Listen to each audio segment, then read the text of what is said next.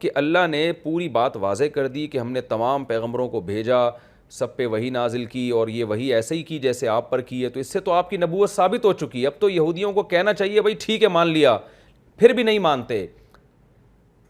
اب جب نہیں مانتے تو اے نبی آپ غم نہ کریں، کیونکہ اللہ بہرحال گواہی دے رہا ہے کہ جو آپ پر نازل ہوا وہ ٹھیک نازل ہوا ہے، اللہ کے علم کے مطابق نازل ہوا، اور فرشتے بھی گواہی دے رہے ہیں۔ تو ان دونوں کی گواہی آپ کے لیے کافی ہے، آپ کو ان یہودیوں کے اور غیر مسلموں کے طعنوں سے پریشان ہونے کی ضرورت نہیں ہے۔ تو یہ مطلب ہے، لیکن اللہ یعنی اس سے گویا یہ وہم ہو رہا تھا کہ اب تو سبھی مان جائیں گے، مگر پھر بھی نہیں مان رہے، تو اس سے نبی کو غم ہو رہا ہے۔ تو اللہ بتا رہے ہیں کہ آپ یہ غم نہ کریں، کیوں؟ اس لیے کہ اللہ تو اس بات کی گواہی دے رہا ہے کہ جو کچھ اللہ نے نازل کیا وہ درست نازل کیا ہے، اور اللہ کی گواہی آپ کے لیے کافی ہے۔ اور ان کو دھمکی دی جا رہی ہے کہ جو نہیں مان رہے اتنی واضح دلائل کے بعد بھی، اللہ فرما رہے ہیں ان الذین کفروا، وہ لوگ جو کافر ہو گئے، وصدوا عن سبیل اللہ، اور اللہ کے راستے سے روکتے ہیں، کیونکہ اہل کتاب کافر بھی تھے اور دوسروں کو بھی اسلام میں آنے سے روک رہے تھے۔ تو فرمایا قد ضلوا ضلالا بعیدا، یہ لوگ بہت حق سے بہت دور کی گمراہی میں پڑے ہوئے ہیں۔ ان الذین کفروا وظلموا، جنہوں نے کفر کیا اور ظلم کیا، یعنی لوگوں پر ظلم۔ وجہ اس کی ہے کہ ان کے کفر کی وجہ سے دوسرے بھی ایمان میں داخل نہیں ہو رہے، تو یہ لوگوں پر ظلم ہے۔ جو ظلم کیا، لم یکن اللہ لیغفرہم، اللہ ان کی ہرگز مغفرت نہیں، اللہ ایسا ہے ہی نہیں کہ ان کی مغفرت کرے، ولا لیہدیہم طریقہ، اور اللہ ایسا ہے ہی نہیں کہ ان کو راستہ دکھائے، یعنی جنت کا راستہ۔ تو مراد اس سے وہ اہل کتاب ہیں جو توبہ کے بغیر مر جائیں، کیونکہ قرآن کی ایک آیت کی تفسیر دوسری آیت سے کی جائے گی، القرآن یفسر بعضہ بعضا۔ علماء کہتے ہیں قرآن میں ایک آیت دوسری کی تفسیر کر رہی ہوتی ہے، دوسری آیتوں سے پتہ چلتا ہے کہ کتنا ہی بڑا جرم ہو جائے توبہ سے معاف ہو جاتا ہے۔ تو اس سے مراد وہ لوگ ہیں کہ جو توبہ کیے بغیر مر جائیں، تو اللہ فرماتے ہیں اللہ ایسا ہے ہی نہیں کہ ان کی مغفرت کرے اور نہ ان کو راستہ دکھائے۔ ہاں ایک راستہ دکھائے گا، الا طریقہ جہنم، وہ جہنم کا راستہ ہے، خالدین فیہا ابدا، جس میں یہ ہمیشہ ہمیشہ رہیں گے۔ اشکال ہوتا ہے کہ اللہ یہ کیسے ممکن ہے کہ آگ میں ڈال دیا جائے اور کروڑوں اربوں سال آگ میں جلتے رہیں؟ یہ تو ایک عام آدمی کے لیے یہ کام تصور اس کا بہت مشکل ہے۔ تو اللہ فرماتے ہیں وَكَانَ ذَلِكَ عَلَى اللَّهِ يَسِيرًا، یہ کام اللہ پہ بہت آسان ہے، اللہ کو ان پہ ترس نہیں آئے گا، کیونکہ یہ جو جرم کر کے گئے ہیں اس جرم کی بیس پر یہ ہمیشہ جلتے رہیں گے، اور جب یہ کہیں گے کہ اللہ ہمیں اس جہنم کی آگ سے نکال، تو اللہ کو ان پہ ترس نہیں آئے گا۔ قرآن میں سورہ مومنون میں ہے کہ اہل نار کہیں گے ربنا اخرجنا منہا، اے اللہ ایک دفعہ ہمیں نکال دے، لیکن اللہ کیا فرمائیں گے اخسؤوا فیہا، اسی میں رسوا ہو کے پڑے رہو، ولا تکلمون، مجھ سے کلام مت کرو، اس لیے کہ جب بھی میں تم پر رحمت کا ارادہ سوچتا ہوں تو تمہاری ماضی میں جو تم نے غلطیاں کی ہیں، وہ غلطیاں کیا ہیں؟ سورہ دخان میں ہے ان الذین کفروا ینادون لمقت اللہ اکبر من مقتکم انفسکم اذ تدعون الی الایمان فتکفرون۔ حدیث میں آتا ہے کہ اہل جہنم جو ہے نا اپنے اوپر غصہ کریں گے اور اپنی انگلیاں نوچیں گے جہنم کی آگ میں کہ کاش ہم نے یہ کفر نہ کیا ہوتا، اور اپنے اوپر غصہ کریں گے کہ ہم نے کیا کیا ہے، کہ ہمیں کیوں عقل نہیں آ رہی تھی، کیوں ہم پیغمبروں کی دعوت کو سن نہیں رہے تھے، ہمارے پاس اس دعوت کو سننے کا وقت نہیں تھا۔ تو قرآن میں آتا ہے کہ اللہ ان سے کہیں گے کہ آج تمہیں اپنے اوپر جتنا غصہ آ رہا ہے نا، اس سے زیادہ غصہ ہمیں تم پر اس وقت آتا تھا اذ تدعون الی الایمان، جب تمہیں کہا جاتا تھا کہ اپنے رب پر ایمان لے کر آؤ، فتکفرون، اور تم انکار کرتے تھے، تم خدا کی نعمتوں میں ڈوبے ہوئے تھے، صبح شام ان نعمتوں کو استعمال کر رہے تھے، لیکن خدا پر ایمان نہیں لاتے تھے۔ اس وقت ہمیں تم پر جو غصہ آتا تھا وہ آج تمہیں اپنے اوپر جتنا آ رہا ہے اس سے بھی زیادہ تھا۔ تو یہ اس کا انتقام ہے یہ۔ تو اللہ ہم سب کو اس آگ سے محفوظ رکھے۔ تو فرمایا اللہ پر یہ آسان ہے۔ انسان تو آج دیکھیں نا، ملحد لوگ بیٹھ کے باتیں بناتے رہتے ہیں کہ او ہمیشہ ہمیشہ میں کیوں خدا ڈالے گا، خدا کو کیا پڑی اس کی۔ تو خدا بھائی جہاں اپنے بندوں سے محبت کرتا ہے وہیں خدا میں ایک صفت غضب بھی ہے، انتقام کی۔ تو ہمیں اس کی کیفیت معلوم نہیں ہے، ہم خدا کی ذات کی باریکیوں میں نہیں جانا چاہتے، ہمیں اللہ نے اس سے منع کیا ہے، لیکن اتنی بات معلوم ہے کہ اللہ محبت بھی کرتا ہے اور اس محبت کے صلے میں انعامات بھی دیتا ہے، اور اللہ نافرمانی کے بدلے میں اپنے بندوں پہ غضب بھی کرتا ہے، اور اس کا غضب جہنم کی آگ ہے۔ اس لیے علماء کہتے ہیں جہنم جو ہے یہ اللہ کے غضب کا اظہار ہے کہ اللہ کا غضب کیسا تھا، اور جنت اللہ کی اپنے نیک بندوں سے محبت کا اظہار ہے۔ آپ جب محبت کا اظہار کرتے ہیں نا تو کسی کو بہت بڑا گفٹ دیتے ہیں تو پھر آپ کو اس کو یہ کہنے کی ضرورت نہیں ہوتی کہ مجھے آپ سے محبت ہے، اس گفٹ سے سمجھ جاتا ہے۔ اور جب آپ کسی سے نفرت کرتے ہیں تو بعض دفعہ اسے ایسی سزا دیتے ہیں کہ اب آپ اس کو یہ بتانے کی ضرورت نہیں ہوتی کہ آئی ہیٹ یو، مجھے آپ سے نفرت ہے، وہ عمل بتا رہا ہوتا ہے.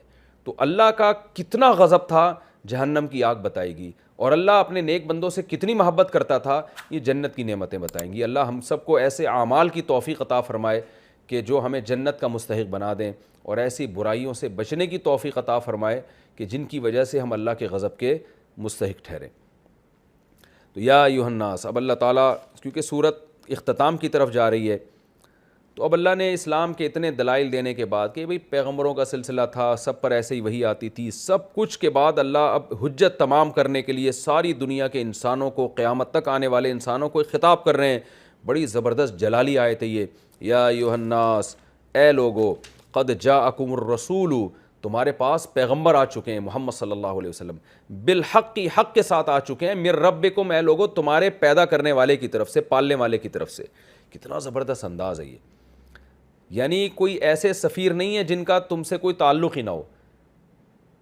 انسان کا خالق نہیں ہے اللہ، بلکہ رب ہے. رب کا معنی پالنے والا، تمہاری نشو نما کرنے والا. آسمان سے پیدا کر کے بھول نہیں گیا ہے، آسمان سے بارشیں برسا رہا ہے، پیدا کرنے کے بعد ماں کی چھاتی میں دودھ پیدا کر رہا ہے، پھر چوپائے پیدا کر رہا ہے جو جن کا گوشت تم کھاؤ، پھر زمین کی رگوں سے ایندھن پیدا کر رہا ہے. یعنی تمام فیسلٹیز تمہیں دے رہا ہے اور تمہیں فیسیلیٹیٹ کر رہا ہے زمین میں اچھی زندگی گزارنے کے لیے. تو جو خدا یہ کام کر رہا ہے اس کا تم سے بڑا گہرا رشتہ ہے. اس خدا کی طرف سے تمہاری طرف ایک سفیر آیا ہے، الرسول، خاص رسول، یعنی محمد صلی اللہ علیہ وسلم، اور وہ حق کے ساتھ آئے. ان کی تعلیمات دیکھ لو. اسلام نیچر، اسلام کو یعنی انسانی کی جو فطرت ہے وہ اسلام کو اپیل کرتی ہے، یعنی نیچر کو اپیل کرتا ہے اسلام. تو اللہ فرماتے ہیں حق کے ساتھ آ چکے ہیں. فآمنو، اس پیغمبر پر ہے ساری دنیا کے سارے انسانوں ایمان لے آؤ. خیر لکم، اسی میں تمہاری بہتری ہے. آج دیکھیں سائنس، ٹیکنالوجی، بس دنیا اور پیٹ اور کھانا اور پینا اسی کا ہو کے رہ گیا انسان. دنیا میں انسان کی سب سے بڑی ضرورت پیغمبر پر اور اللہ پر ایمان ہے. اس سے انسان کتنا غافل ہو گیا ہے. فرمایا وَإِن تَكْفُرُوا، اور اگر تم نے انکار کر دیا، فَإِنَّ لِلَّهِ مَا فِي السَّمَاوَاتِ وَالْأَرْضِ، تو زمین میں جو تمہیں حکومت ملی ہوئی ہے، وسائل ملے ہوئے ہیں، اس پہ اتراؤ مت، اس لیے کہ جو کچھ آسمانوں میں اور جو کچھ زمین میں سب اللہ کا ہے. اللہ تم سے یہ چھین بھی سکتا ہے 2 منٹ کے اندر. وَكَانَ اللَّهُ عَلِيمًا حَكِيمًا، اللہ ہر چیز جانتا ہے، تمہارے ایک ایک عمل کو نوٹ کر رہا ہے. حکیمہ، حکمت والا ہے. کیا مطلب؟ سوال پیدا ہوتا ہے جب نوٹ کر رہا ہے تو سزا کیوں نہیں دے دیتا؟ بھائی حکمت والا ہے، آزمائش ہے، ایک ٹائم پہ سزا ملے گی، ایک ٹائم پہ جزا ملے گی. ابھی نہ نیک عمل کرنے والے کو فوراً اچھا بدلہ ملے گا، نہ برے عمل کرنے والے کو فوراً سزا ملے گی. یہ اللہ کی حکمت کے خلاف ہے. تو ساری دنیا کے سارے انسانوں سے اللہ نے الگ خطاب کیا، ہندوؤں سے، سکھوں سے، ملحدین سے، اور پڑھے لکھے لوگوں سے اور ان پڑھ لوگوں سے، کالے گوروں سے الگ خطاب، اور خاص طور پر عیسائیوں سے اللہ الگ خطاب کر رہے ہیں، اس لیے کہ وہ اسلام کے سب سے زیادہ قریب ہیں. وہ ایک اسٹیپ ہے ان کے اور اسلام کے درمیان، اور ان کے اندر رکاوٹ کیا ہے؟ غلو فی الدین. عیسیٰ ابن مریم کو اللہ کا بیٹا کہنا اور حضرت مریم اور عیسیٰ کو الہ قرار دینا. تو اللہ فرماتے اب الگ سے اس طبقے سے خطاب ہے، یا اہل الکتاب، اے اہل کتاب، لا تغلو فی دینکم، دین میں غلو مت کرو. غلو کا کیا مطلب ہے؟ عیسیٰ ابن مریم سے محبت اعتدال سے، اس محبت میں ان کو خدا کا درجہ مت دو. دیکھیں دیندار لوگوں میں جو خرابی آتی ہے وہ یہ خرابی نہیں آتی کہ وہ اللہ کا انکار کرنا شروع کر دیں، بلکہ وہ محبت میں غلو کا شکار ہوتے ہیں. جیسے آج ہمارے یہاں ایک بہت بڑا طبقہ ہے، رسول اللہ صلی اللہ علیہ وسلم کو حاضر ناظر بنا دیا، مشکل کشا بنا دیا انہوں نے، اور نبی صلی اللہ علیہ وسلم کو مختار کل بنا دیا، پتہ نہیں کیا کیا بنا دیا. تو حالانکہ نبی صلی اللہ علیہ وسلم ان چیزوں سے بری ہیں. پیروں سے محبت ہوتی ہے، پھر ان کے مزار بنا دیتے ہیں، ان پہ جھکنا شروع کر دیتے ہیں، وہاں جا کے دعائیں مانگ رہے ہوتے ہیں کہ سمجھتے ہیں کہ یہاں جا کے جو ہے نا وہ ہماری بگڑی بن جائے گی. تو یہ سب غلو ہے. تو اے اہل کتاب، تم دین میں غلو مت کرو اور اللہ پر حق کے سوا کچھ نہ کہو. کیا مطلب؟ حق یہی ہے کہ اللہ اکیلا ہے. عیسیٰ ابن مریم نہ اللہ کے بیٹے ہیں، نہ عیسیٰ خدا کا جزو ہیں جو عیسائیوں کے مختلف فرقے مختلف قسم کی باتیں کیا کرتے تھے. ان سب سے برات کا اعلان کرو. کیوں؟ انما المسیح عیسی ابن مریم، کیونکہ مسیح جو عیسیٰ ابن مریم ہیں رسول اللہ، اللہ کے قاصد ہیں. بھائی اللہ کا پیغام لے کے دنیا میں آئے ہیں انسان. وکلمتہ، سوال پیدا ہوتا ہے ان کا باپ کیوں نہیں ہے، تو وہ اللہ کا کلمہ ہے. کیا مطلب؟ اللہ کے کلمہ کن کی طاقت سے پیدا ہوئے ہیں. قرآن میں ہے نا سورہ یاسین میں، اذا اراد شیئا ان یقول له کن فیکون، جب وہ کسی کام کا ارادہ کرتا ہے کہتا ہے ہو جا تو وہ ہو جاتی ہے. تو اللہ نے یہ اپنی قدرت دکھانی تھی، بھائی میں کسی کو پیدا کرنے کے لیے باپ کا محتاج نہیں ہوں. جیسے قرآن میں دوسری جگہ پر آتا ہے کہ ان مثل عیسیٰ عند اللہ کمثل آدم، عیسیٰ کی مثال اللہ کی نظر میں ایسے جیسے آدم کی مثال. آدم کا تو نہ باپ تھے نہ ماں تھے، مٹی سے بنا کے بول دیا کن ہو جا فیکون، ہو گئے وہ. تو ایسے ہی عیسیٰ کو بھی اللہ نے کہا کلمہ کن استعمال کیا، کن ہو جا، ہو گئے وہ. تو یہ مطلب ہے اللہ کے یعنی عیسیٰ کو کلمۃ اللہ کہنے کا. تو انجیل میں بھی اور تورات میں بھی حضرت عیسیٰ کو کلمۃ اللہ کہا ہے. تو یہاں سے بھی عیسائی گمراہ ہوئے، انہوں نے کہا یہ تو اللہ کا کلمہ ہے. کلمہ کا مطلب اللہ کا کلام. تو اللہ نے جو کلام کیا وہ مجسم ہو کے عیسیٰ کی شکل میں ظاہر ہو گیا. اور کلام انسان کے علاوہ چیز نہیں ہوتی بلکہ انسان کی صفت ہوتی ہے. میرا کلام میرے علاوہ نہیں ہے، وہ میری ایک صفت ہے. تو گویا عیسیٰ اللہ کی صفت ہیں. تو ایسے گھما پھرا کے نے پیچیدگی میں ڈال دیا لوگوں کو. اور پھر قرآن میں تورات انجیل میں یہ بھی تھا کہ اللہ کی روح ہے، یعنی روح ہے اللہ کی طرف سے. تو گویا اللہ جو ہے نا اللہ کی روح عیسیٰ کی بن مریم کے باڈی میں آئی. تو یہ اس طرح کے ان کے مختلف فرقے مختلف قسم کے دعوے کرتے ہیں. تو اللہ نے ان کو کلمہ کہا مجازن. مجازن کا مطلب وہ اس طریقے سے پیدا نہیں ہوئے جس طرح سے سب لوگ پیدا ہوتے ہیں، بلکہ اللہ نے کلمہ کن استعمال کیا اور پیدا ہو گئے. وہ ہیں وہ انسان گوشت پوشت کے بنے ہوئے، وہی دو ہاتھ ہیں، آنکھیں ہیں، ناک، دل، دماغ، جگر جو انسانوں کا ہوتا ہے. کیا ہے کہ اللہ کی کلمہ کن کی طاقت سے پیدا ہوئے، تو اس لیے ان کو کلمۃ اللہ کہا گیا. اور روح منہ کا مطلب اللہ کی طرف سے روح ہیں. روح زندگی کو کہتے ہیں، یعنی یہ وہ زندگی ہے جو اس پروسیس کے تحت وجود میں نہیں آئی جو عام انسانوں کا پروسیس ہے، بلکہ یہ ڈائریکٹ اللہ کی قدرت کی وجہ سے پیدا ہوئے ہیں. یعنی ان کی اللاجیکل کام ہوا ایک، یعنی اللاجیکل کا مطلب ایک ایسا کام جس کا بظاہر کوئی سائنسی سبب نہیں ہے. تو یہ روح منہ اللہ کی طرف سے روح یعنی زندگی ہے. یعنی عیسیٰ ایک ایسی زندگی ہیں جو براہ راست اللہ کی طرف سے ہیں، اللہ کی قدرت ہے اس میں، اور اس کا اسباب کو اللہ نے درمیان سے ہٹا دیا. تو اس معنی میں اللہ نے عیسیٰ کو روح کہا ہے. اب اس کا مطلب یہ نہیں کہ اللہ کی جان ان میں آ گئی ہے، تو یہ مطلب ہے وَكَلِمَتُهُ اللہ کا کلمہ ہے، یعنی کلمہ قدرت، کلمہ کن کی طاقت سے پیدا ہوئے. اس لیے اللہ نے ان کو اپنا کلمہ کہا، ایسا کلمہ جو اللہ نے مریم کی طرف ڈالا، یعنی کن کا کلمہ. اور جبریل کے ذریعے یہ کلمہ پھونکا گیا ہے آپ کے، یعنی یہ جو کن کا کلمہ ہے یہ جبریل کے ذریعے جبریل نے حضرت مریم کے جو ہے بطن میں پھونک لگائی جس سے حمل ٹھہرا ان کے. فَآمِنُوا بِاللَّهِ پس اللہ پر ایمان لے آؤ جیسے لانے کا حق ہے، وَرُسُلِهِ اور اس کے پیغمبروں پر، وَلَا تَقُولُوا ثَلَاثَةٌ اور یہ تین کا لفظ اپنی ڈکشنری سے نکال دو. بس اللہ اکیلا تنہا ہے، اس کا اپنی مخلوق سے کوئی ایسا راستہ نہیں، ایسا واسطہ نہیں ہے کہ جس کی بیس پر آپ مخلوق کو اس کا جزء قرار دو.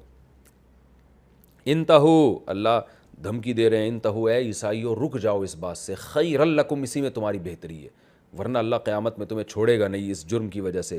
انما اللہ الہ واحد بے شک اللہ الہ ایک معبود ہے، واحد اکیلا ہے، ہر لحاظ سے اکیلا. یہ نہیں کہ تین کا مجموعہ ایک ہی ہوتا ہے اور ایک کا مجموعہ، یہ جو عیسائی اس طرح کی باتوں کو گھماتے ہیں، نا نا نا نا نا، الہ واحد ایک اکیلا خدا ہے بس، اس کے ساتھ کوئی شریک نہیں.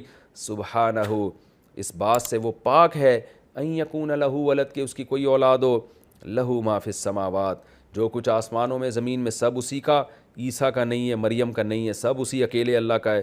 وما فی الارض اور جو کچھ زمین میں وہ بھی، وکفا باللہ وکیلا اور اللہ کارساز ہونے کے اعتبار سے، کام بنانے کے اعتبار سے کافی ہے، مشکل کشا، حاجت روا اکیلا اللہ ہے. عیسیٰ سے مدد طلب مت کرو، مریم سے مدد طلب مت کرو، اکیلا اللہ تم سب کے لیے کافی ہے، وہ سب کی بگڑی بنا دے گا. یہ تو اس رکوع کی تفسیر ہو گئی. کیسی شاندار توحید اللہ نے اور کتنے صاف ستھرے عقائد اللہ نے بیان کیے ہیں. میں کہتا ہوں اللہ کا ہم پر کتنا بڑا احسان ہے، ہمیں ایسا پیارا مذہب دے دیا اس نے، کتنا فطرت کو، نیچر کو اپیل کرتا ہے. نہ اللہ نے ہمیں ایتھیس بنایا، اللہ کا بڑا فضل ہے، ملحد بھی نہیں بنایا کہ ہم سارے سلسلے کا ہی انکار کرتے ہیں جو ایک گراؤنڈ ریئلٹی پر مبنی ہے. اتنے سارے پیغمبروں کا وجود جن کے آج تعلیمات دنیا جانتی ہے، جن کے ناموں کو جانتی ہے، اور انہی کا انکار کر دینا.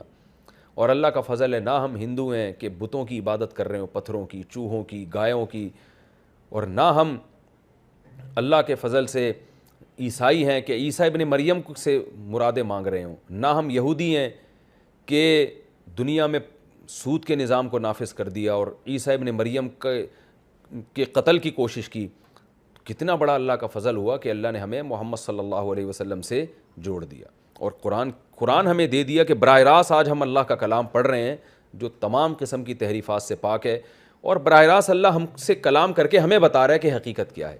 تو یہ نعمت صرف اور صرف مسلمانوں کو حاصل ہے، اور اس نعمت پہ جتنا شکر ادا کیا جائے کم ہے۔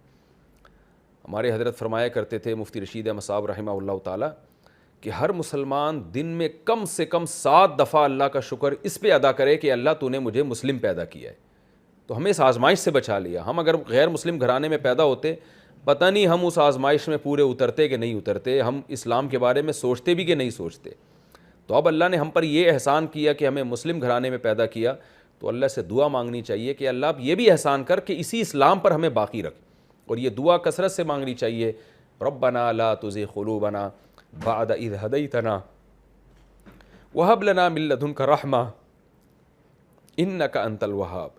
اے اللہ جب تو نے ہمیں ایک دفعہ ہدایت دے دی تو اب اس ہدایت سے ہمارے دلوں کو پھیرنا نہیں، کیونکہ دنیا بڑی فتنہ، دنیا کی رنگینیاں دیکھ کے، غیر مسلموں کی ترقیوں کو دیکھ کے بعض دفعہ انسان پھسل جاتا ہے، ان کی سائنس اور ٹیکنالوجی کے علوم کو دیکھ کر بعض دفعہ اسلام سے پھر جاتا ہے انسان کہ یار اتنے پڑھے لکھے لوگ ہیں وہ کیوں نہیں مسلمان ہیں۔ تو بعض دفعہ کسی فتنہ پرست کے اعتراضات جو غلط اعتراضات ہوتے ہیں، لیکن سادہ لو انسان ان کے اعتراضات سے متاثر ہو جاتے ہیں، تو ان تمام چیزوں سے اللہ کی پناہ مانگنی چاہیے۔ ربنا لا تزغ قلوبنا، اے اللہ ہمارے دلوں کو میں کجی پیدا نہ کر، لا تزغ قلوبنا بعد اذ ہدیتنا، جب تو ایک دفعہ ہمیں ہدایت دے چکا ہے، یہ ہدایت ہم سے چھیننا نہیں۔ وہب لنا من لدنک رحمہ، لا تزغ قلوبنا بعد اذ ہدیتنا وہب لنا من لدنک رحمہ، اور اپنی طرف سے ہمیں اور رحمتیں عطا کر، جیسے تو نے ہمیں اسلام کی نعمت دے دی اور مزید اپنی رحمتیں ہمیں عطا فرما کہ انک انت الوہاب، بے شک تو لوگوں کو عطا کرنے والا ہے، اور ربنا انک جامع الناس لیوم لا ریب فیہ، تو ایک دن لوگوں کو جمع کرے گا، قیامت قائم ہوگی جس دن حساب و کتاب ہوگا۔ ربنا لا تزغ قلوبنا بعد اذ ہدیتنا وہب لنا من لدنک رحمہ انک انت الوہاب، اور قرآن میں دوسرے مقام پر یا اسی آیت پر آتا ہے کہ انک جامع الناس لیوم لا ریب فیہ، ہمیں پتہ ہے کہ تو ایک دن قیامت قائم کرے گا اور لوگوں سے حساب و کتاب لے گا۔ انک لا تخلف المیعاد، تو اپنے وعدے کی خلاف ورزی نہیں کرتا۔ تو یہ لا تزغ قلوبنا والی دعا اور اللہ کا شکر اس کا معمول بنانا چاہیے۔ یہ تو اس رکوع کی تفسیر تھی۔ اب میں انشاءاللہ جو اس میں علمی نکات ملتے ہیں مختصراً آپ کے سامنے پیش کرتا ہوں۔ پہلی بات تو یہی پتہ چلی اس سے کہ تمام پیغمبروں پر وحی کا ایک ہی خاص طریقہ ہے، اللہ جبریل کے ذریعے بھیجتا ہے، اور موسیٰ علیہ السلام کی ایک جزوی فضیلت پتہ چلتی ہے کہ اللہ نے اتنے سارے پیغمبروں کو ایک طرف ذکر کیا اور حضرت موسیٰ کو الگ سے ہائی لائٹ کیا ہے، تو یہ جزوی فضیلت موسیٰ علیہ السلام کی حاصل ہے۔ اس لیے علماء کہتے ہیں کہ حضرت موسیٰ علیہ السلام بھی بہت جلیل القدر پیغمبروں میں سے ہیں، کیونکہ قرآن میں ہے نا کہ ہم نے بعض پیغمبروں کو بعض پر فضیلت دی ہے، تو موسیٰ علیہ السلام کو بھی بہت زیادہ اللہ نے فضیلت دی ہے۔ اس لیے علماء کا اس پر اتفاق ہے کہ سب سے زیادہ فضیلت اللہ نے محمد صلی اللہ علیہ وسلم کو، پھر ابراہیم علیہ السلام کو، اس کے بعد تیسرا نمبر موسیٰ علیہ السلام کا ہے، اور چوتھا نمبر حضرت عیسیٰ ابن مریم کا ہے، جن کو قرب قیامت کے لیے اللہ نے منتخب کیا، کیونکہ ان پیغمبروں کا تذکرہ زیادہ اہتمام سے ہوتا ہے قرآن میں۔